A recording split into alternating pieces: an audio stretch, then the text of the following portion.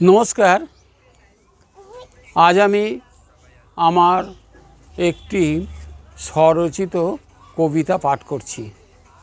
कवितार नाम देशेर प्राण। शून्यताय उत्क्षिप्त सम्भ्रम, বইটা গহীন লোরেল গায়ের চাঁদ। ত্রয়োজন বিপন্ন সিঁড়ি, গৃহহারা মেঘ, কোলাহলের রুদ্ধস্বর পদক্ষেপ। হাজারো নক্ষত্র অফিলিয়া, জলে তারার ঝাঁক, মানুষ সত্য চারিধার। ধ্বনিময় অনন্ত জীবন, সত্য মন্ত্র রাম নাম, সনাতন মহীয়ান। স্মৃতির দেউলে বাল্মীকি মহাকবি দিবস জামি শরণাগতি।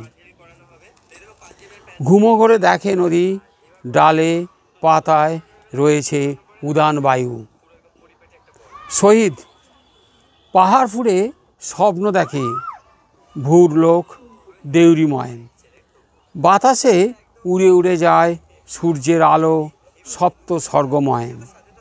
দুরন্ত ধায় বিজ্ঞানময় অথর্ববেদ, আলোলিত হৃদয় জীবন্ত গ্রন্থিল।